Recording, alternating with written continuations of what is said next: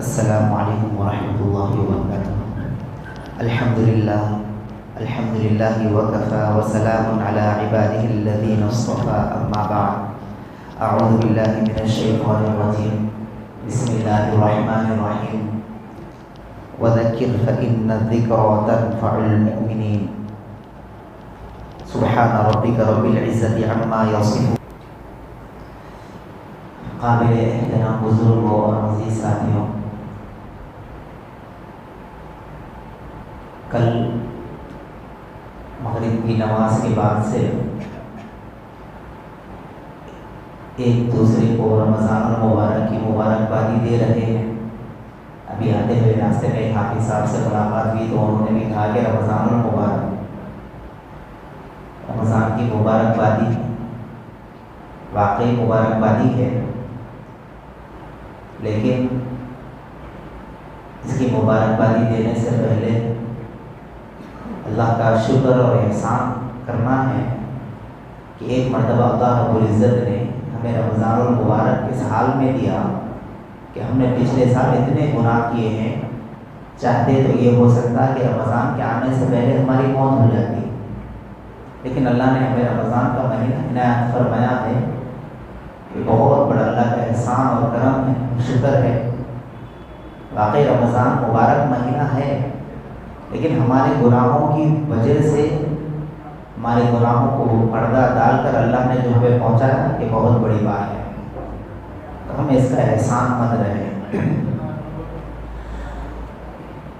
آج کے جمعہ میں رمضان المبارک کے فضائل، برکات اور اس کی اہمیت، اس مضامین پر آپ نے کئی مرتبہ تقریریں سنے بھی، سمجھے بھی، پڑھے بھی، اور سب کو معلوم ہے جب رمضان آتا ہے تو یہی تقریریں ہوتی ہیں کہ باتیں آپ سنتے ہیں۔ میں آج کے جمعہ میں بیان نہیں بلکہ چند گزارشات آپ کے سامنے رکھنا چاہتا ہوں۔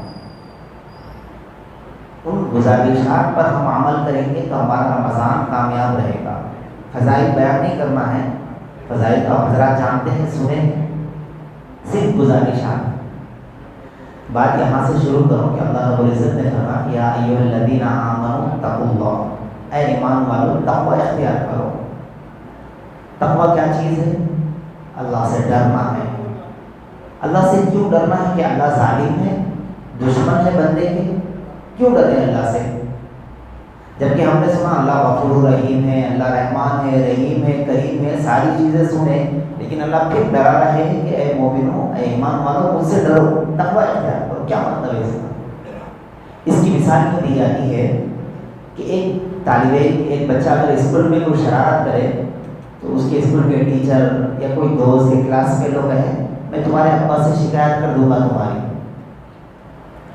تو بچہ کہتا ہے کہ ابا سے شکایت مت کرو، جو چاہے سزا مجھے دے دو، لیکن ابا سے مت کہو۔ کیوں؟ کیا اس کا باپ ظالم ہے؟ کیا اس کو ختم کر دے گا؟ کیا کرے گا اس کو؟ کیوں ڈر رہا ہے بچہ؟ بچہ اس لیے ڈر رہا ہے کہ میری شکایت اپنے باپ کے سامنے جائے گی، باپ کی عزت کو ٹھیس پہنچے گی۔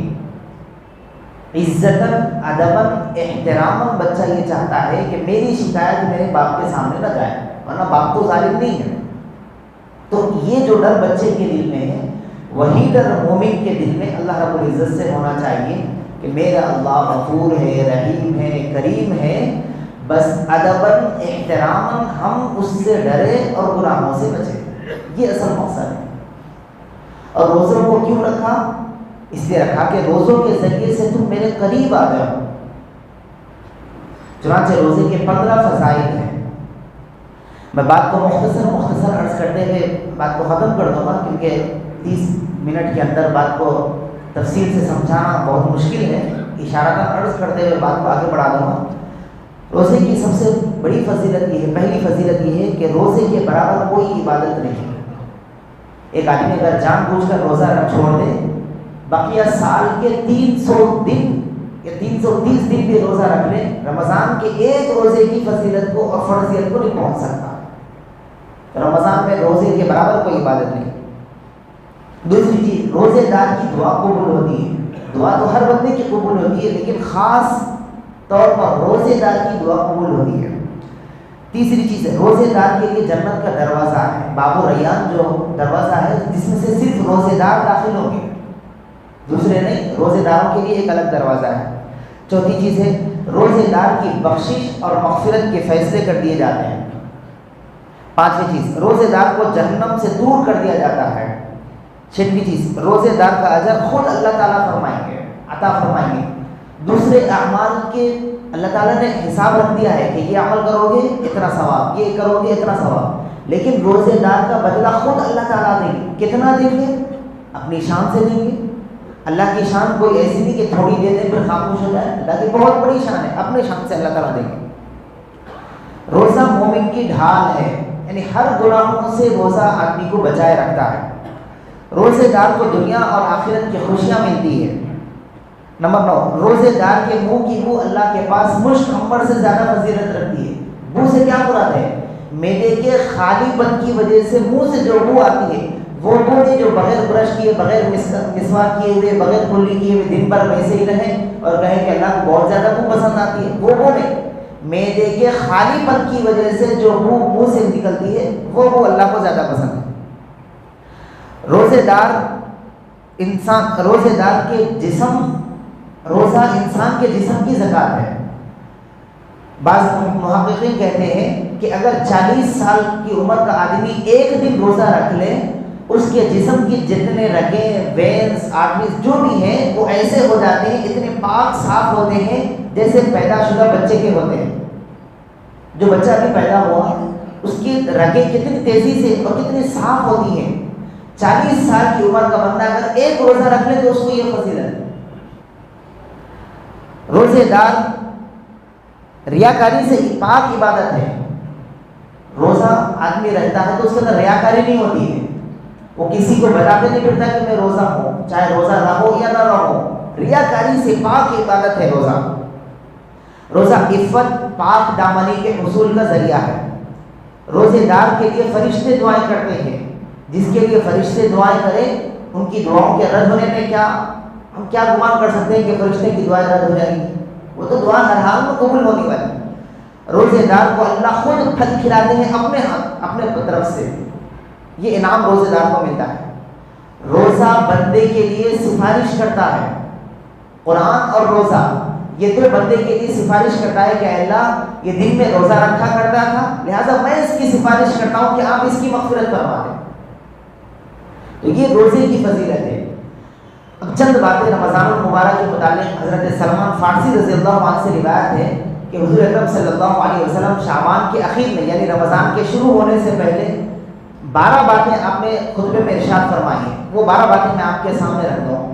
پہلی چیز، اللہ کے نبی صلی اللہ علیہ وسلم نے فرمایا اللہ نے ایک بہت بڑا مہینہ عطا کیا ہے، یہ ایک ایسا مہینہ عطا کیا ہے۔ حضرت علی رضی اللہ عنہ فرماتے ہیں کہ اللہ اگر اپنے بندے کی مغفرت نہ کرنا چاہتے تو ایک رمضان کا روزہ اور سورہ اخلاص، یہ دو صورتیں نازل بھی نہیں کرتے، یہ دو چیزیں اللہ نازل بھی نہیں کرتے اگر بندے کی مغفرت کرنا نہ چاہتے۔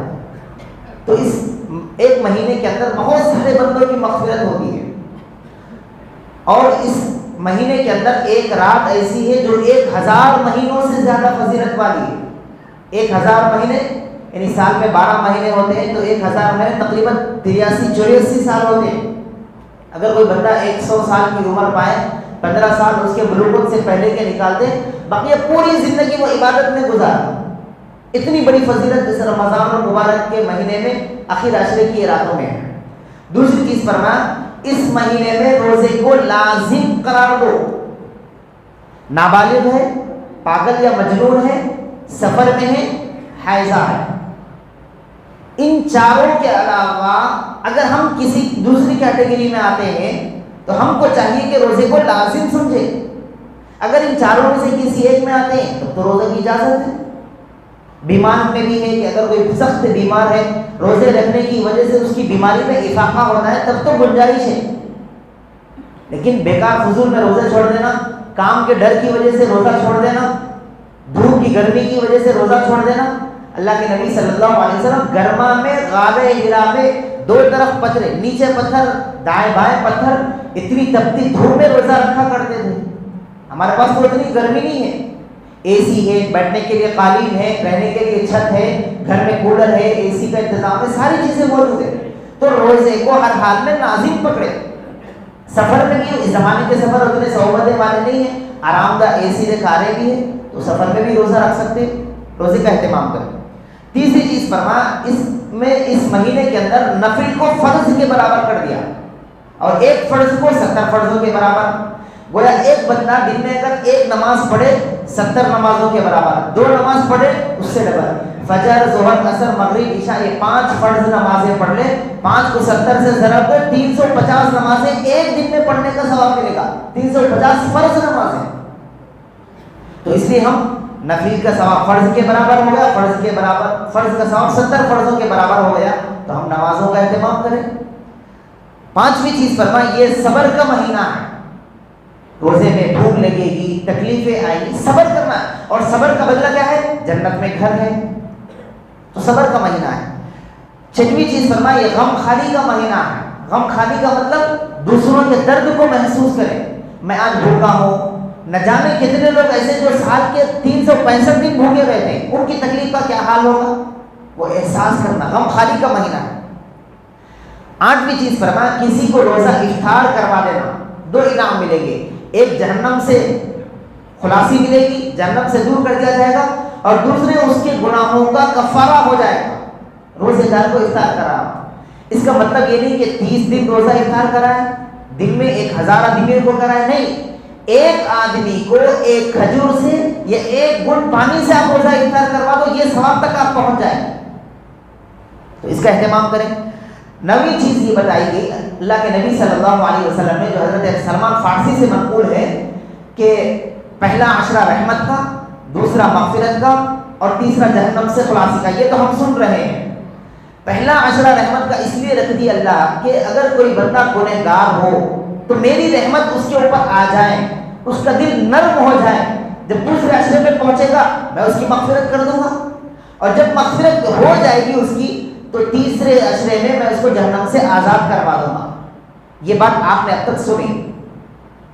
اگلی بات آگے بڑھ کر میں عرض کر دوں کہ پہلا عشرہ رحمت کا ہے، دوسرا جب آپ مغفرت میں جائیں گے تو پہلے عشرے کی رحمت ختم نہیں ہوگی. پہلے عشرے کی رحمت بھی رہے گی اور دوسرے عشرے کی مغفرت بھی رہے گی. جب تیسرے عشرے میں پہنچ جائیں گے تو پہلے عشرے کی رحمت بھی رہے گی، دوسرے عشرے کی مغفرت بھی رہے گی، اور تیسرے عشرے کی جہنم سے خلاصی بھی رہے گی. گویا اس ماہ مبارک کے ہر دن کی فضیلت زیادہ ہے. ایسا نہیں کہ پہلا عشرہ ختم ہوا تو رحمت ختم، دوسرا ختم ہوا تو مغفرت ختم، اب تیسرا عشرہ بچا. ایسا نہیں، یہ 2 فضیلتیں تیسرے عشرے میں بھی باقی رہے گی. 10ویں چیز فرمایا، اپنے ماتحت پر ظلم نہ کریں. شوہر ہے بیوی پر ظلم نہ کریں، مالک ہے نوکروں پر ظلم نہ کریں، کاروبار کے کوئی آفیسر ہے اپنے ملازموں پر ظلم نہ کریں. گویا ہر آدمی اپنے ماتحت پر ظلم نہ کرے. 11ویں چیز فرمائے، 4 کام لازم کرو اس مہینے میں. 2 کام آپ کو خود ویسے ہی کرنا ہے، وہ تو ہر حال میں کرنا ہے، اور 2 کام اللہ کو راضی کرنے کے لیے کرنا ہے. پہلا کام ہے کلمے کا ورد کرو، دوسرا کام ہے استغفار، یہ اللہ کو راضی کرنے کے لیے. اور 2 کام خود کو کرنا ہے، خود کے لیے کرنا ہے. ایک جنت میں جانے کے لیے اللہ سے دعا کرو، اور دوسرے جہنم سے خلاصی اللہ سے مانگو. یہ 11ویں چیز ہو گئی. 12ویں چیز ہے اپنے معاملات کو صاف رکھو. کسی کا لین دین کا معاملہ ہے، کسی سے انبن ہے، کسی سے لڑائی جھگڑے ہوئے ہیں، یا کسی پر ہم ظلم کر رہے ہیں، یا کسی کا ناجائز قبضہ کیا ہوا ہے، جو بھی چیزیں، معاملات کی صفائی کر لو. رمضان میں آپ کا واقعہ پورا رمضان اچھا گزرے گا. یہ کام اللہ کے نبی صلی اللہ علیہ وسلم نے رمضان سے پہلے بتائی تھی. 12 چیزیں جو میں نے آپ کے سامنے رکھ دی. روزے کے 15 فضائل اور یہ 12 کام جو آپ کے سامنے عرض کرنی تھی وہ عرض کر دی. اب چند متفرق باتیں جو ہمارے معاشرے کے اندر ہے. پہلی چیز یہ ہے کہ قرآن کی تلاوت جو ہم کرتے ہیں گن کے پڑھتے ہیں. تو کتنے پڑھے پڑھا اب تک؟ میرے 7 ہو گئے، تیرے کتنے ہوئے؟ 10 ہو گئے. قرآن اللہ سے بات کرنا ہے. بزرگان دین کے احوال آپ پڑھے تو معلوم ہوتا ہے کہ وہ رمضان میں ساری عبادتوں کو چھوڑ کر صرف قرآن پڑھتے تھے، کیونکہ یہ قرآن کا مہینہ ہے. بعض بزرگان دین کے واقعات سنانا نہیں ہے، پورے مہینے میں 60 قرآن مکمل کر دیتے. دن میں قرآن، رات میں قرآن، یعنی 30 دن میں دن کا ایک 30 قرآن اور رات کے 30 قرآن مکمل ہوتے ہیں. ایسے کئی واقعات ہیں. تو ہم قرآن کریم کی تلاوت کا اہتمام کریں. کم سے کم روزانہ 3 پارے ہم قرآن کریم کی تلاوت کریں. آسان ہے, کوئی مشکل نہیں ہے. میں آگے وقت بھی بتاؤں گا کہ کم سے کم 3 پارے روزانہ پڑھنے کا معمول بنائیں. دوسری چیز ہے ہمیشہ باوضو رہا کریں. ہمیشہ جب وضو ٹوٹ جائے فوراً وضو کریں. تیسری چیز ہے تکبیر اولیٰ کا اہتمام کریں. 40 دن جو آدمی تکبیر اولیٰ سے نماز پڑھتا ہے, ایک تو جہنم سے خلاصی اس کو مل جاتی ہے, دوسرے رزق کی تکلیف سے اس کو بری کر دیا جاتا ہے. تو یہ رمضان کے 30 دن, شوال کے 6 روزے رہتے ہیں 36 دن, بقیہ 4 دن اور اضافہ کر لیں 40 دن تکبیر اولیٰ کے ساتھ, ہر نماز تکبیر اولیٰ کے ساتھ پڑھنے کا اہتمام کریں. جہاں کہیں بھی پڑھے, جہاں بھی ہو, تکبیر اولیٰ کے ساتھ نماز پڑھنے کا اہتمام کریں.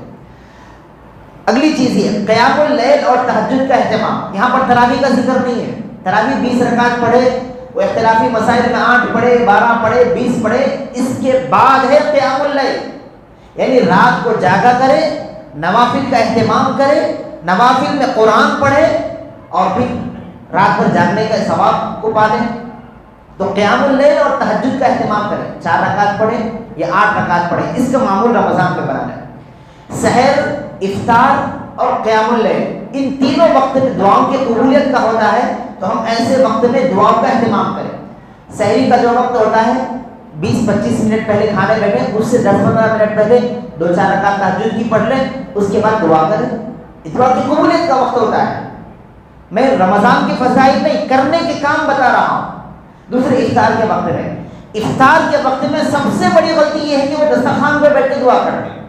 بھائی ایک کونے میں بیٹھ کے دعا کرو, جب آپ کا وقت ہو جائے, سحر کی آواز آ جائے, پھر آپ دسترخوان پر آ کر بیٹھو, دعا کے لیے ہاتھ اٹھائے. ارے آج تربوز کہاں سے لایا کہ سفید ہے, دیکھو آج خربوز ایسا ہے, مرچیاں چھوٹے لایا, ارے سموسے خیمے کے لیے لایا. یہ پورا ذہن دعاؤں کو چھوڑ کر کھانے کے اوپر ہوتا ہے. تو دعا کہاں سے قبول ہوگی؟ اس لیے دسترخوان پر نظر ہی نہ رکھے. 10-15 منٹ پہلے دسترخوان کو سجائے. وہ کون سا ضروری ہے گرم گرم کھانا؟ اللہ کے نبی صلی اللہ علیہ وسلم نے تو منع فرمایا تھا گرم چیزیں کھانے سے, لیکن ہم چاہتے ہیں گرم چیزیں سیدھا تیل سے نکلے اور ہمارے حلق میں چلے جائیں. 10-15 منٹ پہلے دسترخوان کو سجا کر رکھ دے, گھر والی سے بھی کہیں آ جاؤ بیگم ہم بیٹھ کر دعا کریں, بچوں کو لے کر دعا کریں, ایک کونے میں بیٹھ کر دعا کریں. اس کے بعد پھر ہم دسترخوان پہ آ جائیں بعد میں جب وقت ہو جائے. اور افطار میں کم سے کم کھائیں. افطار میں اتنا زیادہ کھاتے ہیں, نماز میں کھڑے ہوتے ہیں, امام صاحب سورۃ فاتحہ پڑھ رہے, یہ آمین بول رہے اور ادھر سے ڈھکار بھی دے رہے ہیں. تو افطار میں کم کھائیں. بہت کھا لیا اب تک پچھلی زندگی میں, یہ رمضان کچھ منفرد بنائے, کچھ الگ بنائے. تو یہ دعاؤں کی قبولیت کا وقت ہے, دعاؤں کا اہتمام کریں. درود ابراہیمی رمضان میں کثرت سے پڑھیں. اصل تو کم سے کم 70,000 مرتبہ پڑھنا ہوتا ہے. اگر 70,000 مرتبہ پڑھنے کا ارادہ کریں تو ایک دن میں 2,333 مرتبہ پڑھ لیں, تو 30 دن کے اندر 70,000 مرتبہ ہو جاتا ہے. یہ کم سے کم 24,000 مرتبہ بھی پڑھیں. اگر 24,000 پڑھنا ہو تو 800 مرتبہ ایک دن میں پڑھنی ہوتی ہے, اس کا اہتمام کریں. 10ویں چیز یہ ہے کسی کو تکلیف نہ دے, اپنی زبان سے نہ دے, اشارے سے بھی نہ دے, اور جسم کے کسی اعضاء سے تکلیف نہ دے. اب ہم جسم سے تو نہیں دے رہے, گھر کے باہر کچرا لا کے ڈال دیا, آنے جانے والوں کو تکلیف ہوگی. میں جسم سے تکلیف نہیں دیا نا, میں وہ کچرا پھینکا تھا اس کو تکلیف ہوگی نہیں. گھر کے باہر پانی جا رہا, لوگوں کو تکلیف, گاڑی ایسی جگہ پر پارک کر رہے جس سے سواریوں کو تکلیف. تو ہر وہ کام جس سے لوگوں کو تکلیف ہوتی ہو وہ کام ہرگز نہ کریں. کثرت سے سخاوت کا اہتمام کریں. اللہ کے نبی صلی اللہ علیہ وسلم کثرت سے سخاوت کا اہتمام کرتے. ہم سخی بن جائیں, جو کچھ ہمارے پاس ہے. اب اس میں نصاب پوچھتے بیٹھتے, میرے پاس اتنا سونا ہے, اتنا چاندی ہے, یہ زکات. زکات الگ مسئلہ ہے, آپ صاحب نصاب ہو جائیں گے, وہ زکات کا مسئلہ الگ ہے. لیکن جو آپ کے پاس مال ہے اس میں سے آپ سخاوت کریں, صدقہ کریں, خیرات کریں. حتیٰ کہ اگر فقیر ہے, بھیک مانگنے والے ہیں, تو ان کو بھی چاہیے کہ وہ بھیک مانگے ہوئے پیسوں میں سے بھی صدقہ کریں. ہم نصاب دیکھ کر زکات دیں, لیکن صدقہ کرنے میں, خیرات کرنے میں نصاب نہ دیکھیں, حیثیت نہ دیکھیں. جو کچھ ہم سے ہو سکتا فراہم دلانا سے سخاوت کریں. ہر دن کا محاسبہ کریں. رات میں ہم سو جائیں تو اس سے پہلے محاسبہ کریں. رمضان کا دن تھا تو میں رمضان میں جیسا تھا, پچھلی زندگی میں جیسا تھا, رمضان میں بھی ویسی ہی ہوں, یا پھر کچھ میرے اعمال میں اضافہ ہوا, گناہوں میں کچھ کمی ہوئی یا نہیں ہوئی. نہیں ہوئی تو پھر کل کے دن مجھے کیا کرنا ہے, اس کا محاسبہ کر لیں. 13ویں چیز ہے قلت طعام، جو میں نے عرض کی قلت طعام، کم کھائیں. سحری میں اتنا کھا رہے دن بھر بھوکا رہنا ہے بول کے، دوپہر کا نہیں کھانا ہے نا اس لیے سحری میں کھائے. افطار میں اتنا کھا رہے دوپہر میں نہیں کھائے تھے نا، دن بھر بھوکا تھا نا بول کے پھر افطار میں کھا رہے، وہ برابر کر لیے پورا. سحری میں بھی خوب کھا رہے افطار میں بھی. اور ایک حدیث نکالے لوگ کہ سحر میں کھانا ہے لقمہ یا لقمتین بول کے. ارے سحری کھانا سنت ہے نا، صاحب اس سے سحری کھا رہے تو سحری میں ایک لقمہ یا 2 لقمہ کھانا سنت ہے، ٹکا کے کھانا سنت نہیں ہے. اتنا کھا رہے اتنا کھا رہے، کھاتے ہی جا رہے، کھاتے دن بھر بھوکے رہنا. اس کے بعد اس کو اٹھنا ہاتھ ہو رہا نا، وہی جہاں کھایا سحری برتن بازو کو رکھا وہیں سو گیا. تو سحری میں کم کھائیں، افطار میں بھی کم کھائیں. جن کو ڈاکٹروں نے کہا اچھا کھائیں آپ، وہ تو مرض ہے وہ تو کھا سکتے ہیں. افطار میں بھی کم کھائیں تاکہ عبادت میں چستی آ جائے. پورا کھائے رکعت بھرے، آگے امام صاحب کیا پڑھ رہے ہیں، امام رکعت بھرے ادھر ادھر خالی سر پھرا رہے، امام صاحب زبان پھرا رہے ہیں، سر پھرا رہے. تو کم کھائیں. 14ویں چیز ہے قلت منام، کم سوئے. سحری کر کے سو رہے، اٹھ کے عصر کی نماز پڑھ رہے، روزہ ختم، وہی پھر رات بھر جا رہے. کم سوئیں، وقت متعین کر دے، 3 گھنٹے 4 گھنٹے دن میں سونا ہے. اس کے بعد جو وقت بچا قرآن کی تلاوت میں لگا دیں. قلت طعام، قلت منام. تیسری چیز ہے قلت کلام، کم بات کرنا. اللہ کے نبی صلی اللہ علیہ وسلم نے فرمایا قیامت کے قریب میں لوگ ٹرے ہو جائیں گے، ٹر گھنٹوں بات کریں گے لیکن باتیں ختم نہیں ہو رہی، باتوں کے باپ بن گئے. قلت کلام، کلام کے باپ، ابو الکلام بن گئے، اوپر سے آزاد بھی بن گئے. ابو الکلام آزاد بن گئے. اتنے باتیں کرنے میں لگے ہوئے ہیں کہ وقت نہیں ملتا. 4 گھنٹے ٹھہرا کر تو بات کریں گے، 4 منٹ قرآن نہیں پڑھیں گے مگر 4 گھنٹے کھڑے ہو کے بات کریں گے. تو قلت کلام. قلت الاختلاط مع الانام، لوگوں سے کم ملے. تمہارا معلوم ہے فجر میں کہیں نہیں ملا تھا، میں بیٹھ کے قرآن پڑھ رہا تھا. ایک تو نہیں ملے، پھر دوسرے اس کو بول رہے میں قرآن پڑھا تھا بول کے. ملو اس کو اس کو 1 مہینہ رمضان کا بول دو بھائی میں بیزی ہوں، فضول کام کے لیے میرے پاس وقت نہیں ہے، جو وقت بچا میں قرآن پڑھتے بیٹھوں گا، نہیں ملوں گا. دوستوں سے ملنا کیا ضروری ہے. تو کم سے کم کوشش کریں کہ ہم کم ملیں. 17ویں چیز ہے ایک حدیث کو پکڑ کے بیٹھے، اعتکاف میں بیٹھنا فرض کفایہ ہے. فرض کفایہ بولے تو محلے کا ایک آدمی بیٹھے تو سب کے ذمے سے ساقط ہو جاتا. ہم اس کو فرض کفایہ سمجھ کے کوئی سے تو بھی ایک کھانسنے والا بوڑھا رہا یا گھر میں شراب کرنے والا بچہ رہا تو اس کو مسجد میں لا کے بٹھاتے تو اعتکاف بیٹھ، یہ تیرے ذمے ہے، ہمارے ذمے نہیں ہے. ہمارے ذمے پورا شاپنگ کرنا ہے، پھرنا ہے، وہ سب ہم کریں گے. تو گھر میں نہ کوئی یہاں سے بیٹھ کر کے اس کو بٹھا دیں. اللہ کے نبی صلی اللہ علیہ وسلم، یہ سحری کی حدیثیں یاد ہے، افطار کی یاد ہے، سب حدیثیں یاد ہے نا. اللہ کے نبی صلی اللہ علیہ وسلم اعتکاف کو اتنی اہمیت دیے تھے کہ ایک مرتبہ کسی غزوے کی وجہ سے اعتکاف آخر کے عشرے میں نہیں بیٹھے تھے تو اگلے سال 20 دن بیٹھ کے اس کا کفارہ کرے. تو یہ اعتکاف میں بیٹھنا اتنا ضروری ہے. ہم کیا بولتے فرض کفایہ ہے نا جی، انہوں بیٹھے نا، غفور صاحب میں نہیں کو بیٹھوں، انہوں بیٹھے نا میں نہیں کو نہیں. ہر آدمی اعتکاف میں بیٹھنے کو ضروری سمجھ کر بیٹھے. اگلی چیز تراویح کا اہتمام کریں. تو کہاں پڑھ رہا تراویح؟ 3 پارے پڑھ رہا. ارے یہاں نا نہیں 5 پارے پڑھے تھے. اب 5 پاروں میں کیا پڑھ رہے سننے والے کو تو معلوم ہی نہیں انہیں کیا پڑھ رہے، بس پڑھتے جا رہے نہ بیٹھے. اور یاد رکھو تراویح کی 3 سنتیں. ایک سنت یہ ہے کہ 20 دن تراویح پڑھنا، دوسری سنت یہ ہے کہ 20 رکعت پڑھنا، اور تیسری سنت یہ ہے کہ تراویح میں ایک کلام پاک کو مکمل کرنا. اب بیٹھے ہوئے ہیں، انہوں رکوع میں گئے تو جب اللہ اکبر بول کے رکعت بنے نا، انہوں ایک رکعت میں اگر ایک پارا پڑھے یا ایک رکوع پڑھے، آپ تراویح میں نہیں سنے، تراویح کا ثواب نہیں ملا آپ کو. مگر ہمارے پاس کیا ہے، شبینوں کا جو رواج بنا ہوا ہے 3 پارے 5 پارے کا. میں تو دعا کرتا ہوں کہ اگلے سال اللہ اس کی حفاظت فرمائے. یہ صرف مذاق ہے اور کچھ نہیں ہے. جو لوگ تراویح میں 5 پارے سن رہے ہیں نا، جہاں پر بھی ہو رہا، آج رجسٹر لے جا کے کھڑے کے پوچھو تمہاری کیا مصروفیت ہے، سناؤ بولو. انہیں کچھ بھی نہیں ہے اس کے پاس، خالی گھر میں بیٹھنے والا ہے، انہیں آ کے 5 پارے پڑھ لے رہا. کئی کو بولے 5 پارے ہو گئے نا، کل سے میرے کو چھٹی ہے. بھائی کاروباری حضرات کے لیے وہ پڑھانے والے نیچے شرط رکھتے رہے، کاروباری حضرات آئے بول کے. ان کو کوئی کاروبار نہیں ہے، کچھ بھی نہیں ہے. ان کا کاروبار صرف سونا ہے، رات میں بیٹھ کے باتیں کرنا ہے. وہ کاروبار انہوں یہاں پر آ کے تراویح میں پڑھنے کا، تراویح کا مذاق کرنے بیٹھے.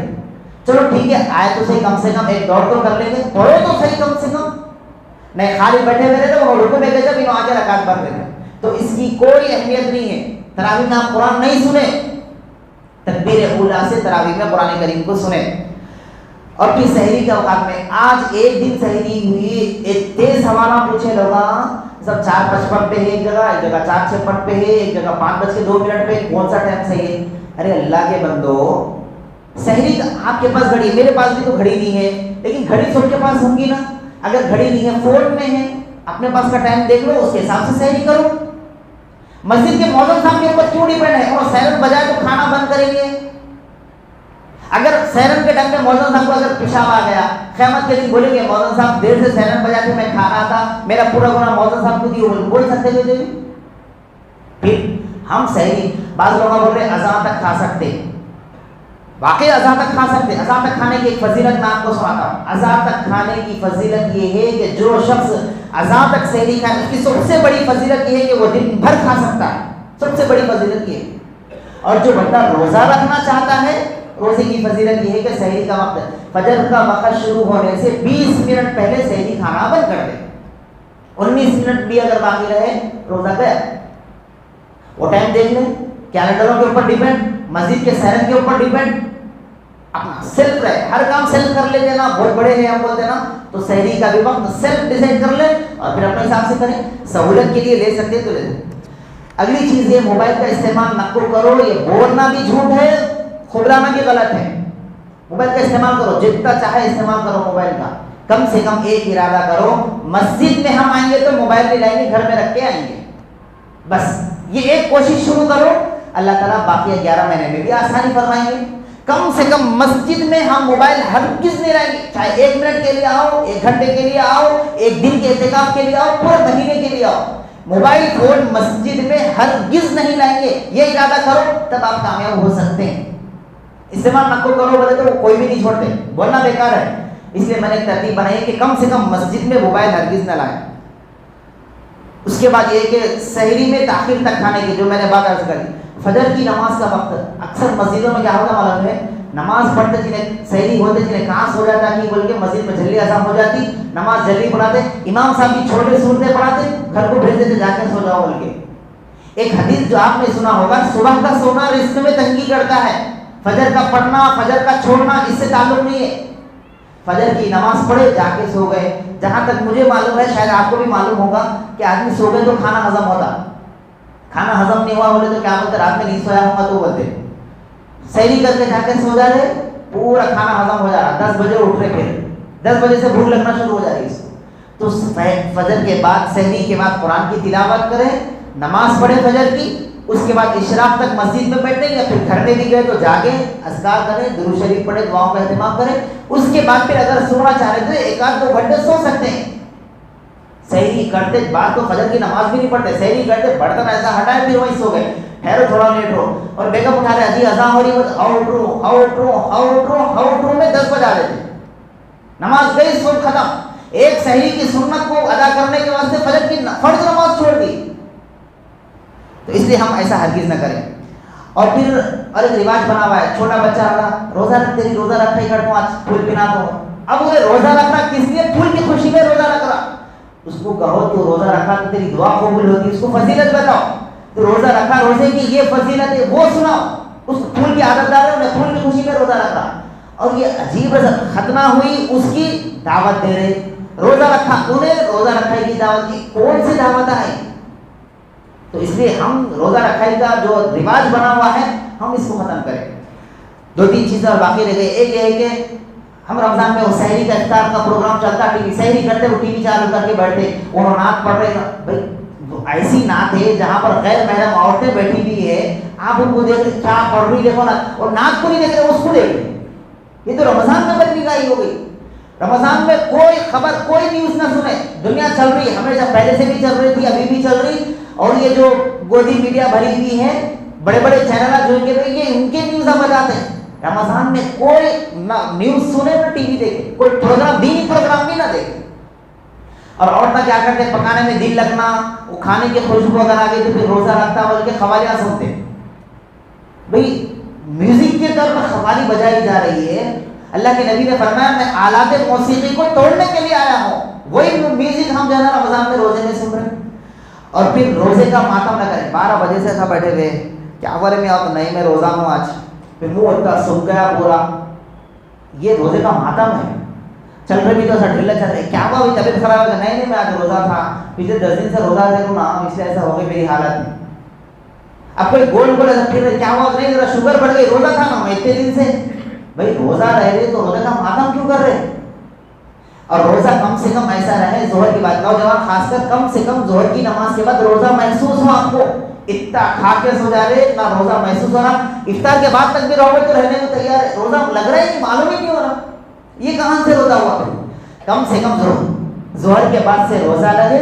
اب سب کے چہرے ایسا دکھ رہے جیسا کہ اب بھی کھانا کھا گیا ہے, اتنے فریش بیٹھے ہوئے, ایسا نہیں. ظہر کے بعد سے کم روزہ لگے اور روزے کو ظاہر نہ کرے, روزے کا ماتم نہ کرے, یہ روزے کا ادب ہے. اور پھر عربی دعائیں یاد کرے. 10 سال سے دعا مانگو دعا قبول نہیں ہو رہی, کیا اردو میں مانگ سکتے؟ اردو میں, انگلش میں, تیلگو میں, فارسی میں, کنڑ میں, ہر لینگویج میں دعا مانگ سکتے ہیں. لیکن وہ دعائیں جو اللہ کے نبی سے نسبت رکھتی ہیں, عربی دعائیں ہیں, وہ دعائیں یاد کرے. کم سے کم وہ دعائیں مانگے تاکہ ہماری دعائیں قبول ہو جائیں. کم سے کم اس رمضان میں 5 سورہ یاد کریں, سورہ یاسین, سورہ رحمان, سورہ ملک, سورہ واقعہ, سورہ دخان. کم سے کم یہ 5 سورتیں جو فضیلت کی ہیں, ارادہ کریں کہ ہم رمضان میں زبانیں یاد کر لیں گے یہ 5 سورتیں. وہ 5 سورتیں یاد کرے تھے, 4 کھل کے, ایک لیلاف قریش, پوری زندگی وہی گول پھر رہی. 4 رکعت پڑھو بولے تو وہی چننا آتے نا, قل واللہ احد, قل واللہ احد, قل اعوذ برب الفلق, وہی پڑھتے جا رہے. 10 سال گزر گئے, 50 گانے زبانی یاد ہے, کون سا فلم کب بنا تھا, کس کا ڈائریکٹر کون ہے, پروڈیوسر کون ہے, کتنا کمایا, کیا ہے, پوری ہسٹری معلوم ہے. سورہ کتنے یاد ہے؟ نہیں مول صاحب 4 یاد ہے, اللہ کی طرف سے وہ 4 اچھا پڑھ لے تمہیں کیا. کم سے کم 5 بڑی سورتیں رمضان میں یاد کریں. سورہ یاسین ہے, فضیلتیں والے ہیں, یہ 5 سورتیں رمضان میں یاد کرنے کا ارادہ کرے تو ہوتا. خالی میں بول دیا آپ سن لیے گھر کو چلے گئے, نہیں ہونے والی چیز ہے. اور پھر عورتوں کے بارے میں ہے کہ عورتیں گھر میں وہ طریقہ اختیار کرے جو حضرت فاطمہ رضی اللہ عنہا کا تھا, حضرت عائشہ رضی اللہ عنہا کا تھا. حضرت فاطمہ رضی اللہ عنہا اپنی وفات کے بعد بھی اپنے بیٹے کو, اپنے خاوند کو حکم دے رہی ہے کہ میرے جنازے کو رات میں لے کر جائیں تاکہ میرے جسم کی شباہت جس نے زندگی میں نہ دیکھے موت کے بعد بھی نہ دیکھے. تو ایسا ہم اپنے گھر والوں کو سمجھائیں, گھر کے عورتوں کو بھی بولے تھوڑا کام نکلا باہر نکل کے آ گئے, باہر کپڑے لانے کے لیے, یہ لانے کے لیے, وہ لانے کے لیے. اب تو ایسا ہوگا مردوں کے کپڑے بھی دیکھے, یہ سوٹ تمہاری بھابھی کی پسند کا ہے, ارے شرم آنی چاہیے. میں پیسے لا کے پورا بھابھی کو دے دیتا ہوں آپ کے, انہوں لاتے میرے کپڑے بھی سب پورا لاتے, کوٹ پہنا نا میں یہ بھی انہوں لاتے, میری چپل ہے نا یہ بھی انہوں لاتے. تم مرد کس کام کے رہے گے؟ تو اس لیے ایسا نہیں کہ عورتوں کو جا کے گھر میں بولے آج سے تو گھر میں بند لاک ڈال دیا, خطیب صاحب بول دیتے لاک ڈالو, بولے ایسا نہیں. ایسا بھی نہیں ہے. جو 12 سال سے باہر پھر رہی تھی اب 12 دن کے اندر ہونے والے نہیں ہیں. سمجھا کے ان کو فضیلتیں بتا کے اندر رکھو, باہر کی شاپنگ مرد حضرات کریں. اور پھر دعاؤں کا اہتمام کریں, نصیحتوں کا اہتمام کریں. جہاں پر بھی مسجد میں نصیحتیں ہوتی ہیں, پروگرامات ہوتے ہیں, آپ وہاں پر جائیں, وہاں پر جا کر بیٹھیں. گویا اس رمضان کو گزشتہ رمضان سے کامیاب بنائیں, یہ بس ارادہ کرنا ہے. اور جہاں تک ہو سکے استغفار کی کثرت کرو. استغفر اللہ, استغفر اللہ, سب سے چھوٹا ہے استغفر اللہ, استغفر اللہ, پورا پڑھ سکتے ہیں استغفر اللہ ربی من کل ذنب و اتوب الیہ. اور لا الہ الا اللہ زبان پر ورد کرتے ہمیشہ, لا الہ الا اللہ, ہمیشہ لا الہ الا اللہ. کسی شاعر نے کہا اب تو رہے بس تادا میں آخر ورد زبان اے میرے الہ, لا الہ الا اللہ, لا الہ الا اللہ, لا الہ الا اللہ, لا الہ الا اللہ. سبحان اللہ, ماشاء اللہ, انا للہ پڑھو. مزہ آیا نہیں آیا؟ ایسا لا الہ الا اللہ, لا الہ الا اللہ, لا الہ الا اللہ, لا الہ الا اللہ. نہ منہ کو مزہ نہ دل کو مزہ, کوئی فائدہ کا نہیں ہے. یہ لا الہ الا اللہ کا مذاق ہے. دل سے پڑھے لا الہ الا اللہ, ایسا پڑھے آنکھ سے آنسو نکل جائے, بس مزے کے ساتھ, لطف کے ساتھ آنکھ بند کرے, لا الہ الا اللہ پڑھتے جائیں, پڑھتے جائیں. ایسا سمجھے کہ اللہ کی رحمت میرے دل میں آ رہی ہے, گویا اللہ سے بات کر رہا. ایسا کرے تو رمضان کامیاب بنے گا انشاءاللہ۔ اللہ کی ذات سے امید ہے کہ یہ جو گزارشات میں نے آپ کے سامنے رکھی، گزارشات ہے، کوئی فضائل میں نے نہیں بتائی ہے رمضان کے، گزارشات آپ کے سامنے رکھیں، ان گزارشات پر ہم عمل کریں۔ اللہ کی ذات سے امید ہے کہ رمضان ہمارا کامیاب ہو سکتا ہے۔ ایک گزارش آپ سے اور ہے کہ اس مسجد میں روزانہ عصر کی نماز کے بعد آپ حضرات کے سامنے فضائل، مسائل اور پھر جو بھی چیزیں آپ کے سامنے جو قیمتی باتیں ہوتے ہیں آپ کے سامنے رکھنے کا انتظامیہ کمیٹی نے اہتمام کیا ہے۔ عصر کی نماز کے بعد 10 منٹ 15 منٹ آپ کے پاس وقت ہے تو مسجد میں تشریف لائے، انشاءاللہ بہت زیادہ آپ کو فائدہ ہوگا۔ وآخر دعوانا ان الحمد للہ رب العالمین۔